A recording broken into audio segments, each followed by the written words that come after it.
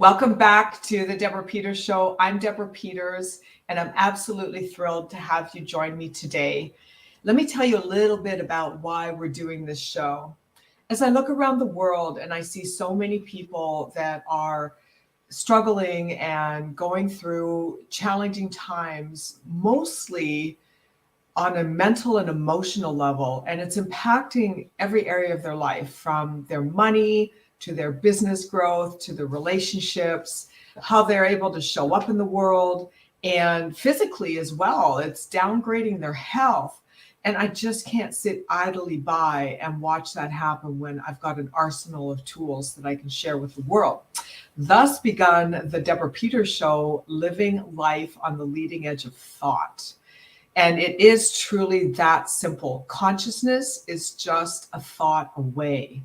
But what if you don't know how to dial into that new way of thinking? You need some guidance. We all do. Everybody needs a coach. I've had tons of coaches. So that's why I created this show. And today I have an amazing guest that I cannot say enough about. I have worked with Neal now for several years on my own health. It's why I can so emphatically endorse him. And I also have been referring him to our clients, the CEOs that I coach across the world. And it's just amazing the shift that I've personally seen and that my clients are beginning to see as well. So today we're going to tackle a really big topic.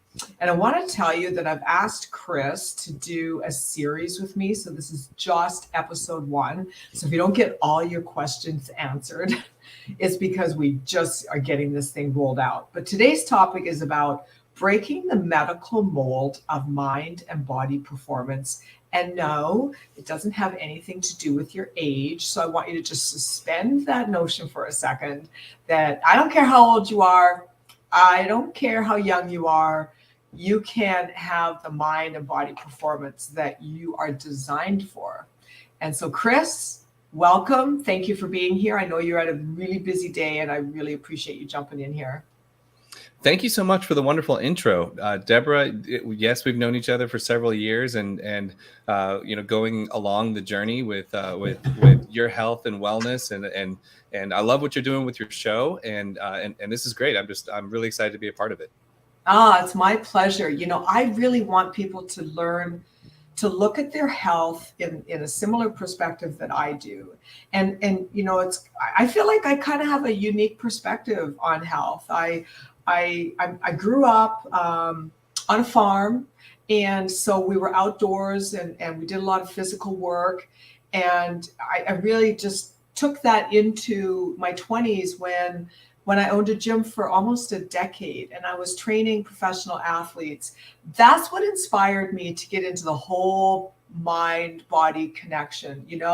When you've got high-performing athletes and it's like a fraction of a second between first and second place, what's going to make the difference? It's going to be the performance that's going on the inside of your body. And that's where you come in. So what are you seeing in today's environment? We're post-pandemic.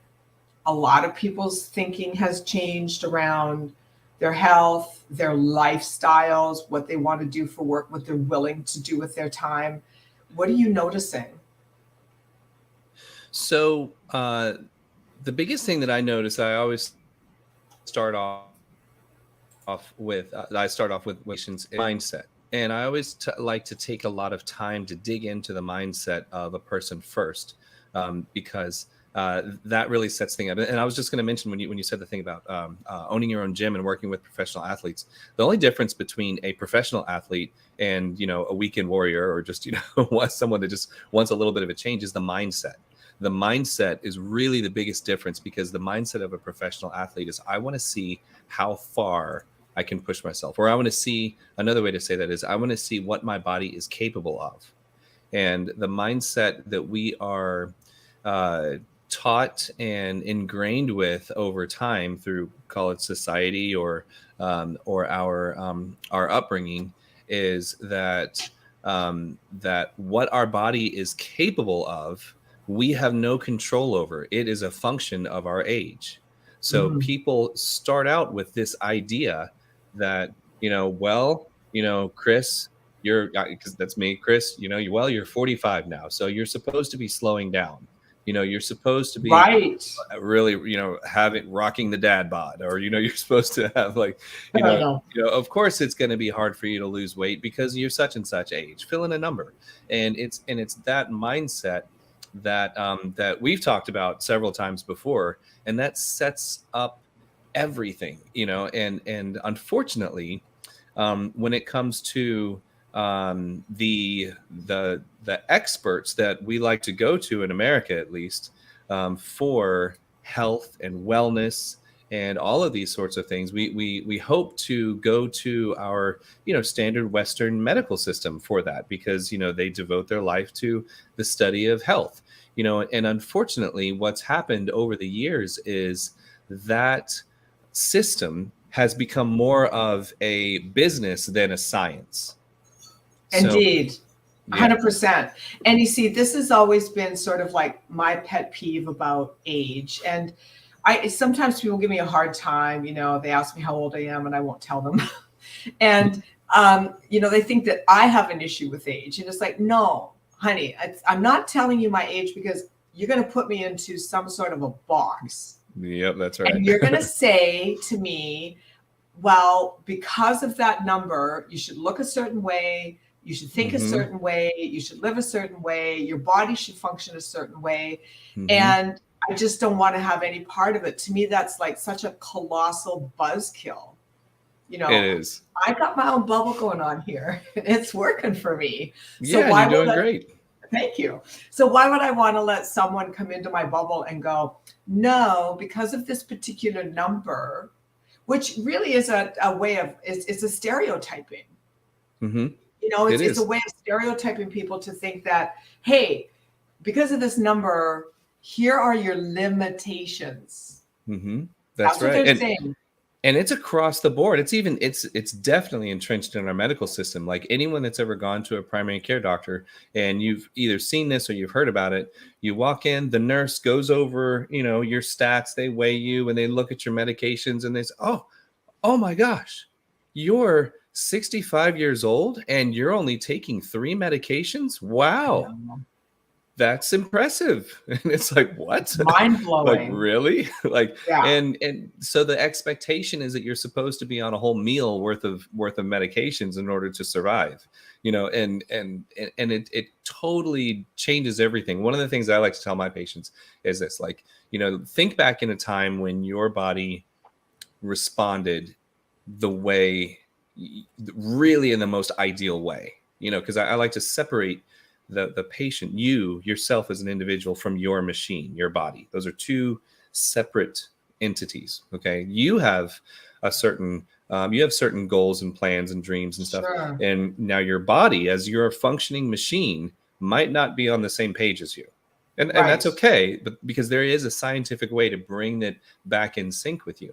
But if you think back to that ideal time, let's call it 22 years old. And most of us, when we were 22, we took for granted how well our bodies actually were functioning, until we get older. But then once we see that, and I let them know, look, your machine, you have the same mechanical machine that you had back then. Yes, it's older, but it's the same. You have all the same mechanical parts. True. And they're all still working. Unless you cut some out. Yeah, exactly. Yeah. Outside of surgery. But like if you have the same mechanical parts and your body is just a machine, then why is it that your body functions and responds so differently to stimuli 30 years later than it did, when you were 22? Right. Why is that? And there is a scientific reason behind that. And the study behind that and the focus and attention paid to that is what I like to call performance medicine. So there is very, very little, if not no interest in performance medicine that's taught in our Western medical system. It just isn't.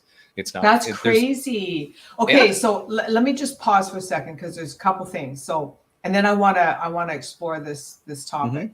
So first of all, thank you, Nicole from Germany, for tuning in to us today live. Really appreciate you. And you said something earlier about when we have these conversations with people and we're relegated to a number, and that number has a meaning, and usually the meaning is a set of limitations. From my perspective, from a body, like a neuroscience perspective, I believe that what that does is it actually tells the cells to turn off, or at the very least turn down their functionality. See, now you're thinking like a scientist. Okay. And that's a big part of all of this. A scientist wants to figure out the reasons, the dials, what is the actual science behind why you are functioning differently with the same machine, functioning differently now than you were, 20 years ago. Yeah. And once we figure that out, which in so many cases scientists already have, Sure. Once we figure that out, then we can easily figure out if there's a way to supplement that or dial that back in a healthy way. And that's it.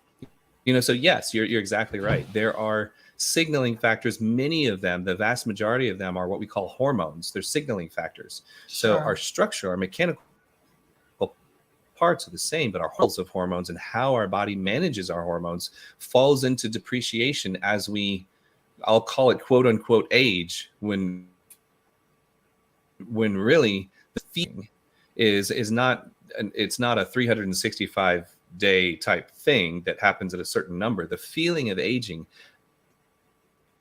actually occurs. I notice degradation in the management of our hormones. That's powerful. So that's powerful. So yeah. So then to just like leapfrog forward to where we kind of left off before I interrupted you. So we're signaling our hormone production through our thinking and our lifestyle, I would assume. And so we can actually reboot that through HRT. That's what you're saying. First it comes through assessment of what's going on, Okay. And I call that, I tell my patients, it's like bringing your car into my shop, into my mechanic shop. We open up the hood, we look at everything, and we see what we're working with, and okay, if you have a car that that you really drove hard and didn't take in Right. for a regular tune-up between the years of 30 and 45 because you were working hard and killing it in the office and stuff and stressed out and and had all kinds of stressful things happening, then okay, yeah, it's going to have certain aspects to it that are not managed as well due to that stress, the lifestyle, environmental issues, and sometimes it's genetics too, that factor into all of that. But whatever it is, we have to be able to open it up and look at it first. Yeah, indeed. And that makes really good sense. Something that I've been studying recently that is incredibly inspiring to me is the mitochondria and the use of ATP and the feeding of ATP and how that connects into the brain function and literally the spark of God that lives in our heart that gives us life. And so, but that's another topic for another day. Well, you could call ATP the spark of the cell. That is what gives each and every individual cell everything. It's energy, so It's energy. So yeah, it's fascinating. Yeah, it's fascinating, and it's a big topic. I mean, I've been just like absorbing as many books and videos on it as I can. But just I want to keep this first episode really basic, and then we can start to dig into deeper conversations down the road. I know, I'm trying. I know it's hard. It's hard. But here's the thing I want to address, just for every person watching, and that is, it really, whatever the stat is, whatever the statistic is, whatever the information, the feedback that you're measuring, you're getting about your body, and then you're measuring against, is really the key factor here. And it's my experience in the mainstream, let's call it that, the mainstream medical world, when you have your labs run, your personal labs are measured against what I term, it's probably a better, more sophisticated term for this, but it's measured against a dumbed down benchmark of what you should be based on the degree to the lack of health or the dominant or predominant I don't want to say disease, but just like poor health ratios of your age, your gender, your location. I mean, that's how what insurance looks at when they run your blood. They're like comparing you to some kind of median range, which is literally so when it's dumbed down. So basically when a physician looks at your labs, I'm talking about just not going to an expert like you, but just regular physician, primary care, and they look at your labs and they compare it to these dumbed down benchmarks, they're going to tell you you're good. Yeah. But you might feel horrible. Yeah. Yeah. Fine. Yeah. Oh, you're fine. Yeah. This is a problem. Yeah. This is a problem. Well, and that was my point earlier. Like the entire system is built around that framework. Our standard Western medical system is, I shouldn't knock them too much because there is a place for them. You know, 100%. They are good. I'd call it good or okay at helping you if you're really sick. You know, and their focus is on more of a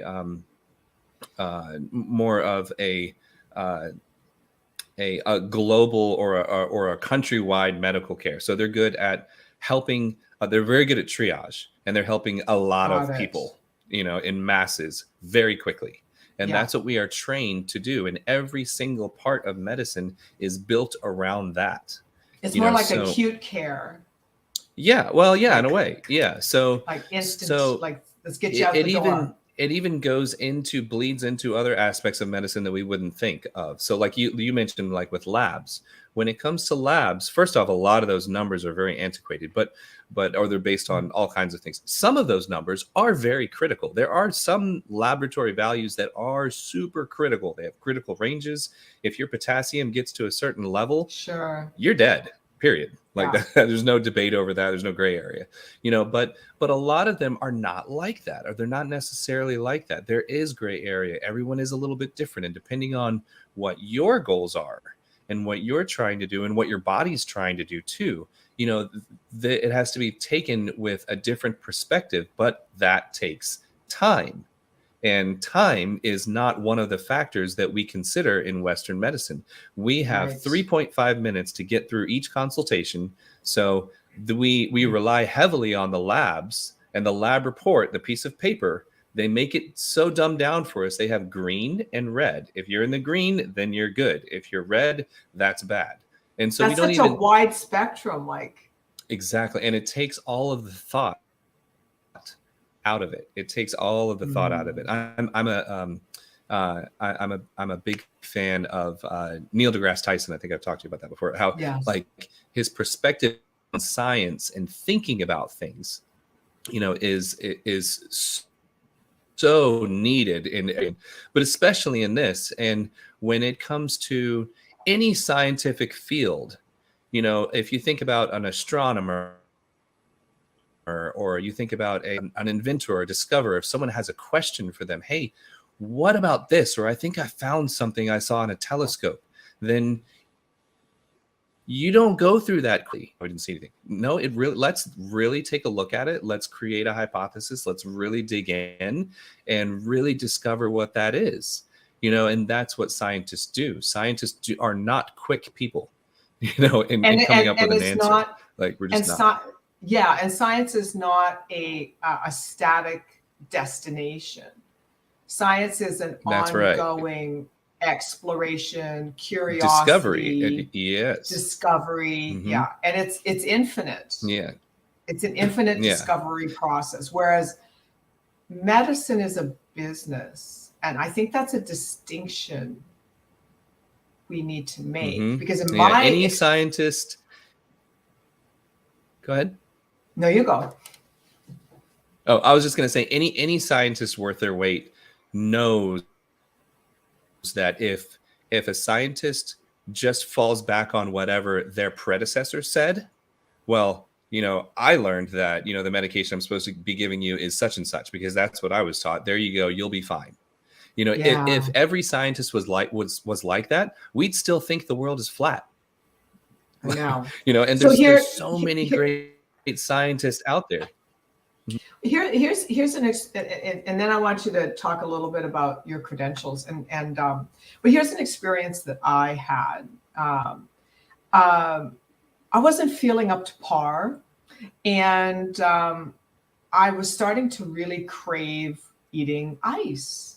So I decided to, and I was eating a lot of ice. I was on a road trip. I was working remotely for about 4 weeks, maybe 5, and I was like literally pulling into convenience stores and getting cups of ice to chew on ice. I was craving it like mad. So I looked it up and I'm like, Mhm. oh, that's one of the symptoms of having low iron. Mhm. And so I got a hold of my physician and he's like, yeah, let's run your labs. So we ran my labs, and there's different labs for different iron levels, but Mhm. in the one particular one we ran, the acceptable iron level was to be between 11 and 14. And mine was an 8. I was like Yeah. dangerously low. Yeah. And so and I love the guy to death. He's my favorite physician in the whole world. And I had a question for him. So his comment was, well, we can either do, injections, or we can do an infusion, whatever it is, we need to get you up. Yeah. If I had you up to 11, I'd be happy. And I said, well, if you were happy with me being at 11, how ecstatic would you be if I was at 14? Because that's how I think. I Mhm. don't think like, let's bare bones it and just get by with the minimum. Let's blow this thing up and let's rock this world with full on homeostasis. And Yeah. I think that's what we're talking about here between, what the medical world could really be doing for people is not the bare minimums. Oh yeah. Hey, as long as you're green, then my job is done. We'll see you in 6 months. Yeah. I can move on to the next patient. Yeah. Who No cares whether good. you feel at your best or whether your performance is maximized? That's not my concern. Your piece of paper says green, so you're fine. Yeah.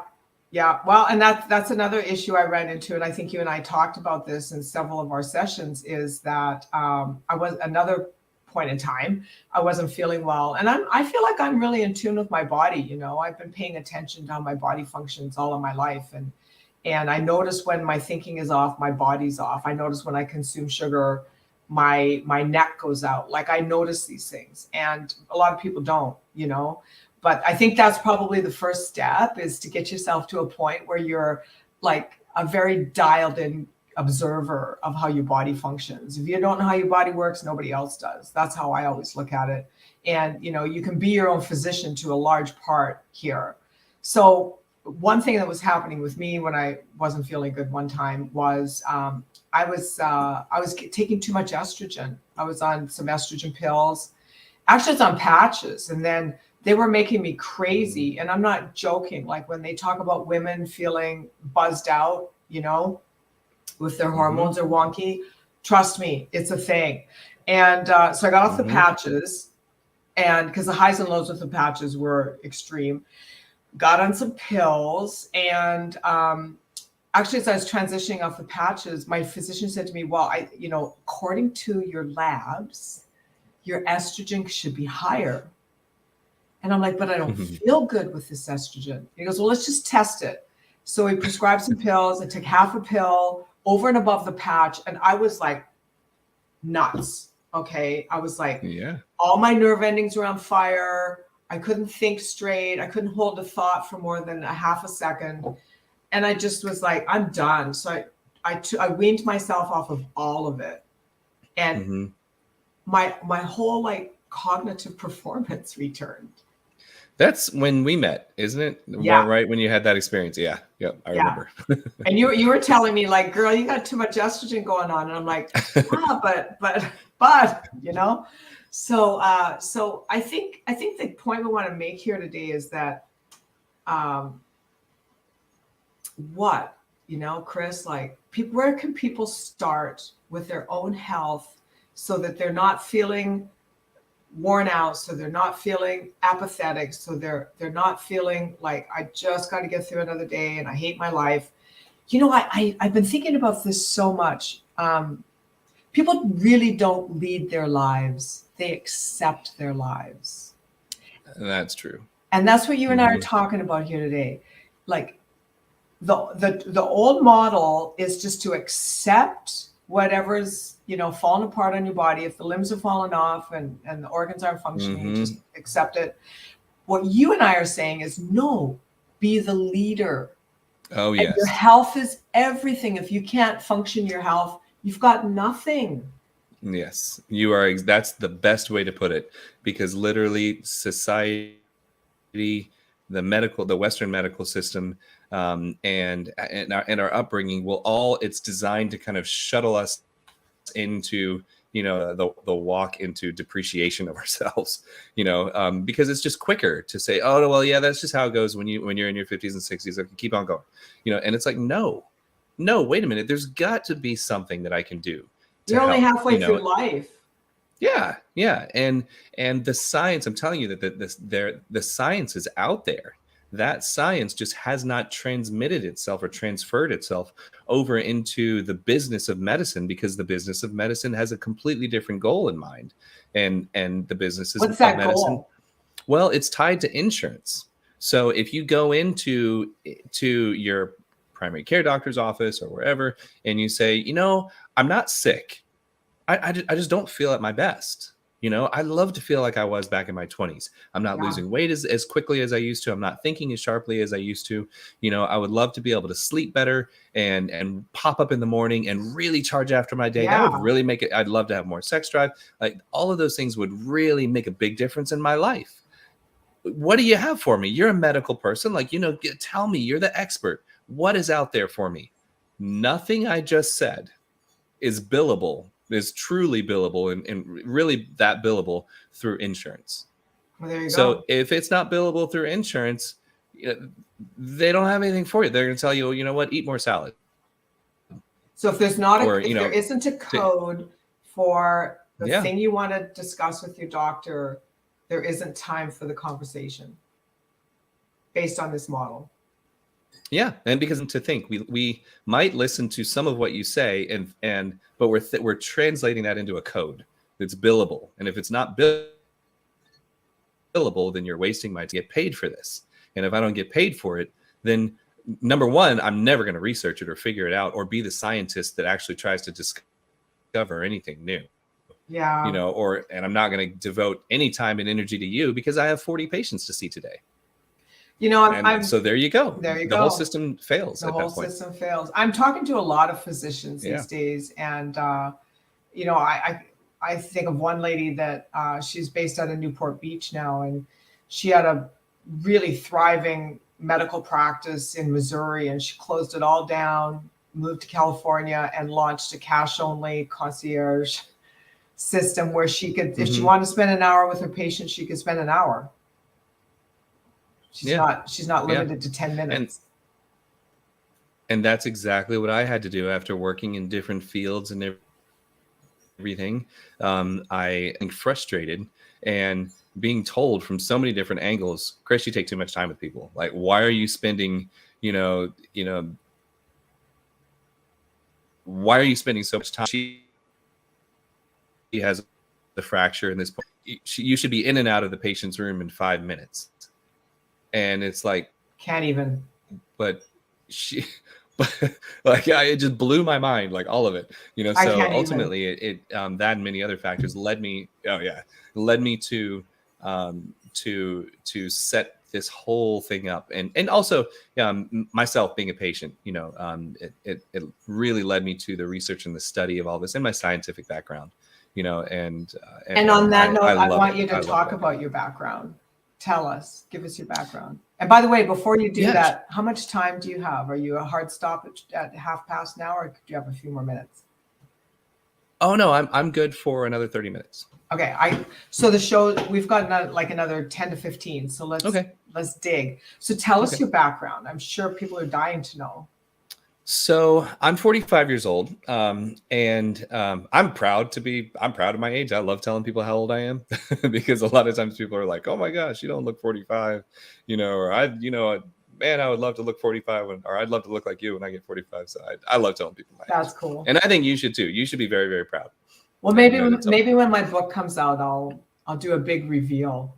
yeah, you should. I You should, should. maybe. I won't Maybe tell I anyone. should. I know how old you are, but I won't tell anyone. I All won't right. spoil Good. it. Thank you. But when I was, let's see, my background. So as a patient, this is my background. When I was 29, um, I had always been into activity and fitness and working out and everything. I was working in ocular surgery, so in a big hospital, stressful, just but very busy, and I noticed that when I turned 29, I was really, really fatigued, and it just kept getting worse and worse.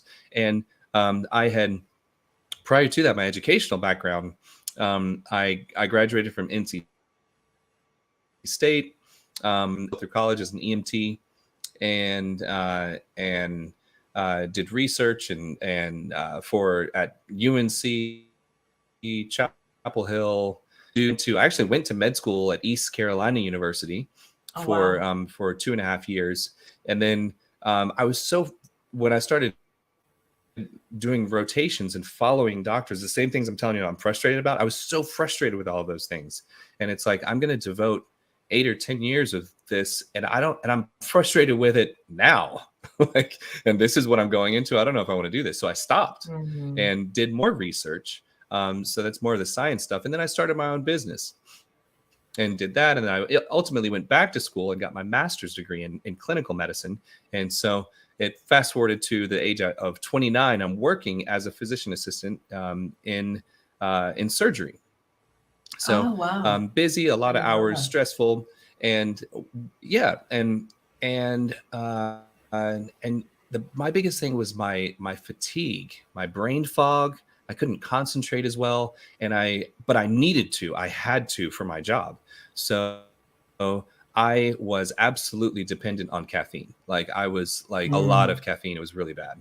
But I'm also a health nut all the time. So I was able to talk myself into getting to the gym 5-6 days a week, but nothing would show for it. I started putting on weight and everything, and I knew something was wrong. And having all of the background in medicine and research that I had, I couldn't diagnose myself. And that was frustrating to me. If you've ever, tried to work on yourself before in whatever field you're in, I couldn't figure it out. I went to the smartest people I knew in medicine and health, and none of them could figure it out either. And some of them even told me, well, Chris, you're 29 now, you're just getting older. I'm like, what are you talking about? I'm not getting older. I'm 29 years old. And we did all kinds of tests and nobody could figure it out. So one of my gym partners that I worked out with said, you should have your hormones checked. You should have your testosterone level checked. And I said, and at the time, this was me. What do you know? You don't have any letters behind your name. Yeah. Right. Forget that. And so I suffered for a couple more months, and then I ultimately did get it tested. And sure enough, I had the hormonal levels of a 95-year-old man. Wow. And it was really, really bad.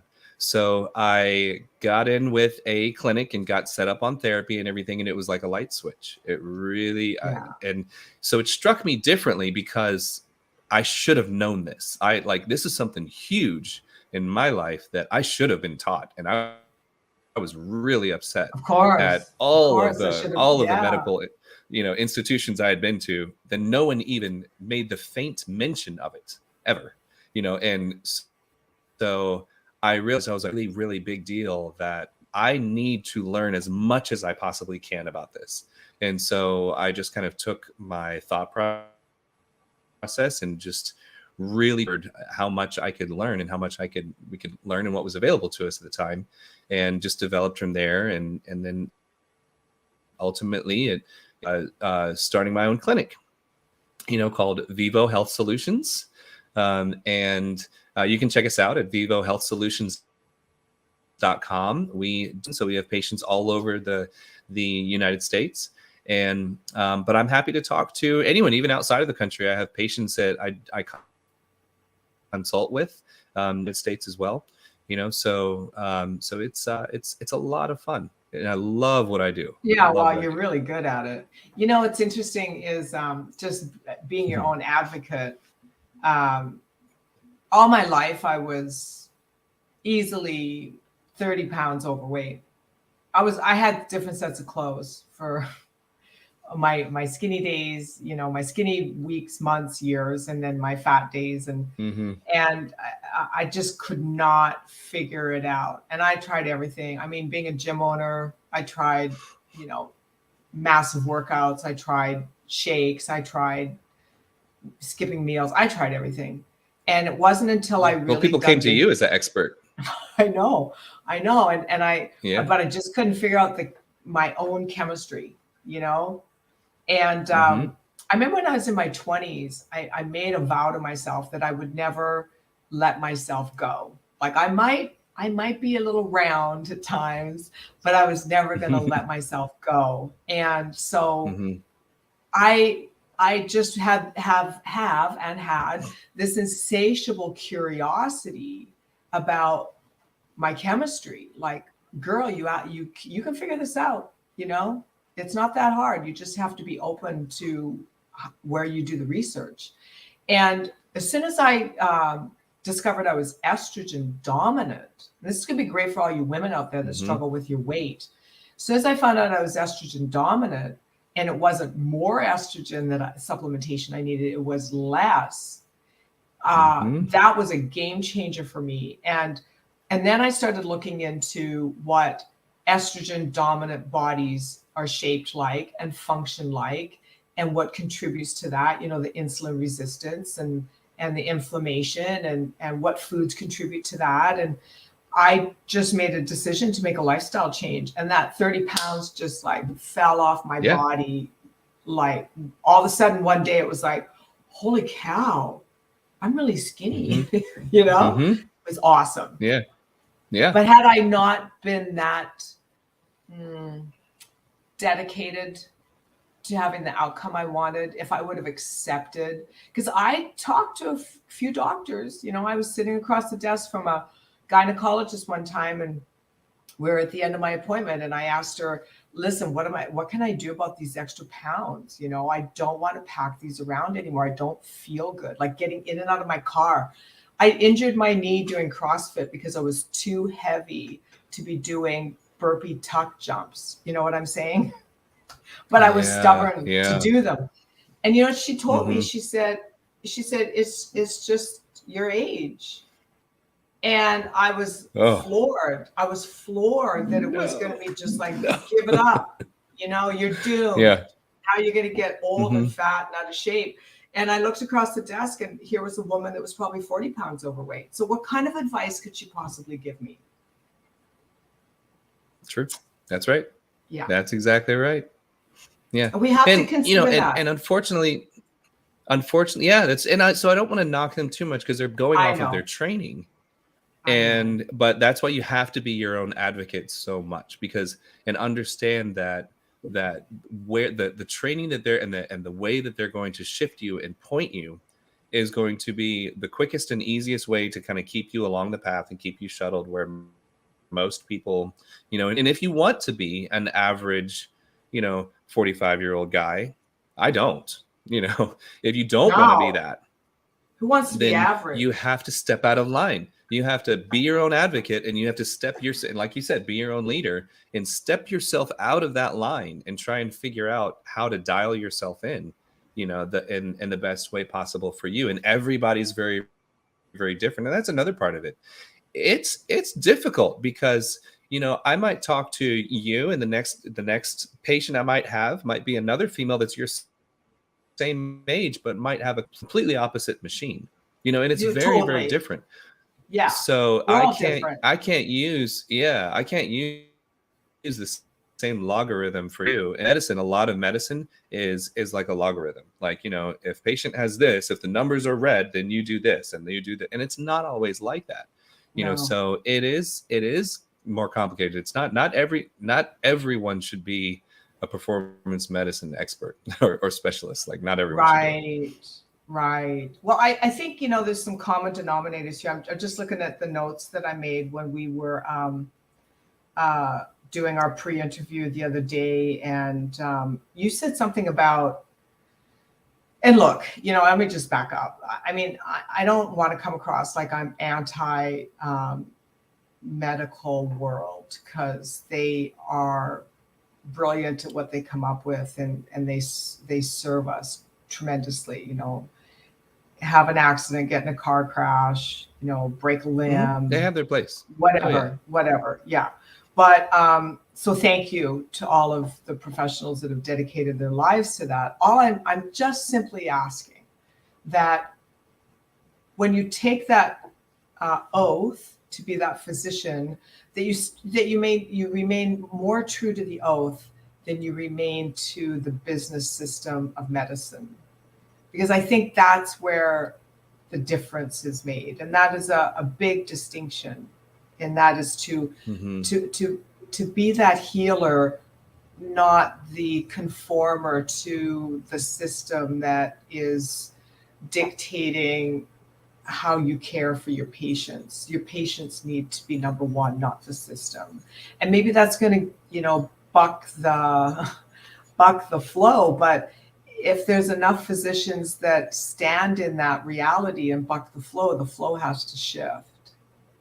And people ask me all the time, or they say all the time, Chris, do you ever think things are going to get better with it? And honestly, I really don't have an answer to it, because the medical system is huge, and it is entrenched, and it is very traditionalist. Like I shadowed the best primary care physician, in the state of Tennessee or whatever. So I'm going to do everything he did, and he did everything his predecessor did or whatever. And so it's so, and people even come to me and they say, Chris, I really like the way our relationship, I like the way our journey is going. I just want to fire everybody and just work with you. And my best case scenario, it's good to have that system available to you. And I think that's where things are going. Functional medicine physicians and practitioners, performance medicine practitioners, performance medicine isn't for everyone either. Not everyone wants to be or wants to be a 65-year-old that feels like a 25-year-old. A lot of people, most people actually, they're like, okay, well, I would rather take pills than actually go to the gym. Like a lot they of just want to hang it up. They do. They just want to hang it up. Yeah. So it's not for everybody, No, but it definitely is for me. It definitely is for me. And 100%. It is for you. And a lot of other type A, very performance driven, because we're performance driven in our business, in our lives, in our relationships, in our finances. Yeah. So why not be performance driven in the most valuable commodity we have, which is our own bodies. Yeah.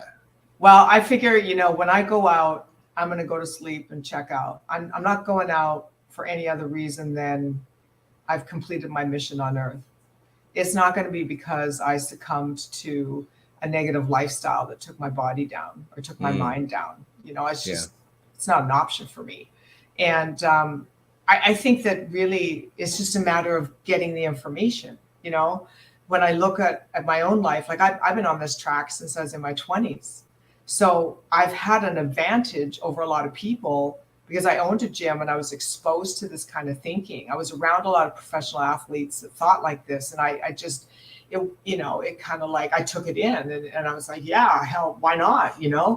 But a lot of people don't have that kind of exposure. And particularly if you grow up in environments where people don't really give their health their priority, whether that's your immediate family or just, the town you live in or the circles that you run in. I mean, it's not everybody is exposed to the same level of information. And that's my whole point of having you on, doing this podcast with you, doing this podcast, my show in general, is to provide education that people can then make. It increases choice.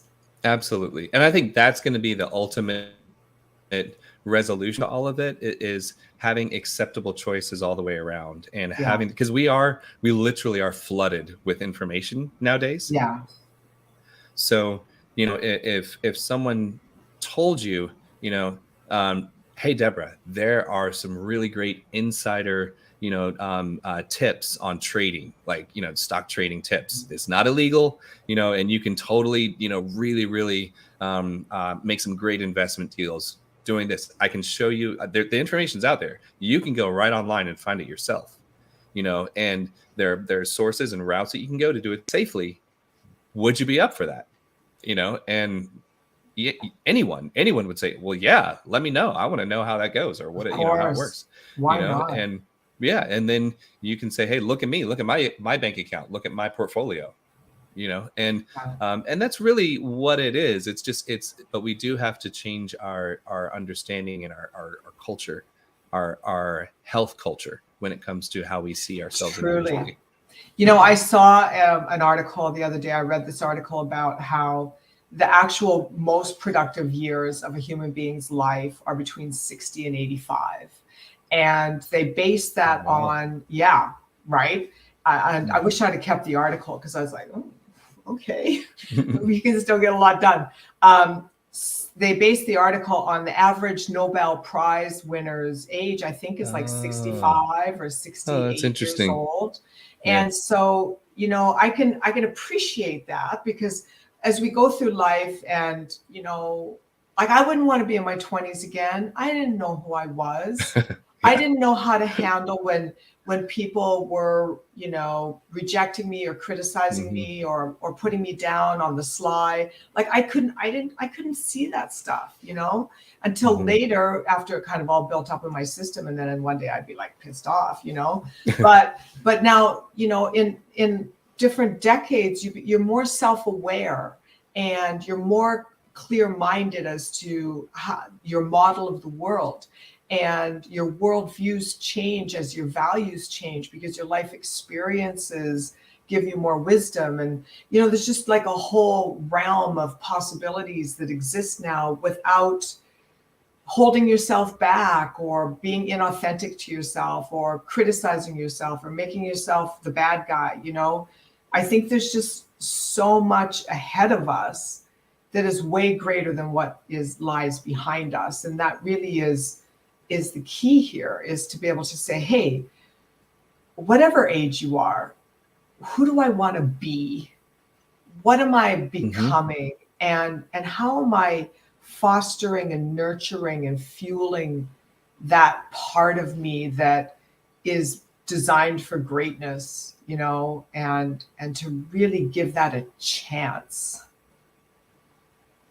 Absolutely. And just like how we began the podcast with perspective, we're great transition into perspective now, because that's what it's all about. It's all because our perspective is going to, drive, our journey, and there is definitely a path for everything you just said. There's a path for it, and there's resources, and you are the queen of resources. So, like, I'm just happy to be one of those resources for you. You're an amazing resource, and thank you so much for being here today. My messages never settle.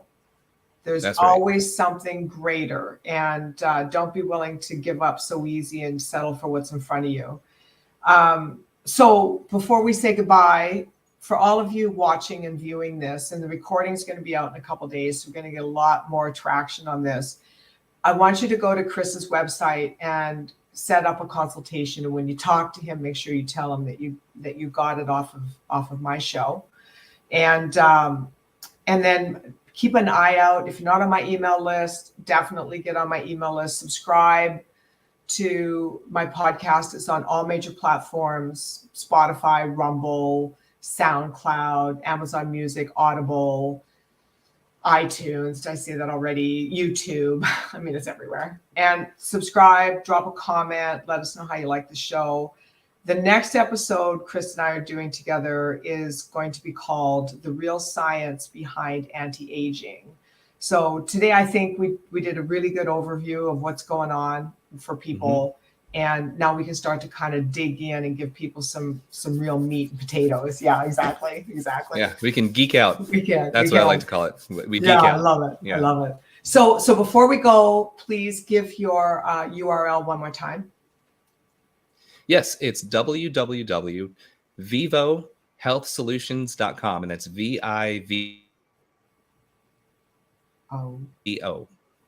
healthsolutions.com. Yes. Okay, cool. Yeah, you're breaking up a little bit. So I just wanted to make sure that everybody got that. So thank you for being here again. I really appreciate you. You're a wealth of information and a consummate professional. It's been great to have you. Thank you so much, Deborah, and I appreciate it. Thank you. Yeah, my pleasure. And hey, everybody, remember to tune in every Tuesday, 12 noon Pacific, 3 o'clock Eastern, 7 o'clock in the UK, and 8 o'clock in EU. And I would love to have you join us. Be certain that you stay awake, you stay aligned, and for God's sake, stay alert.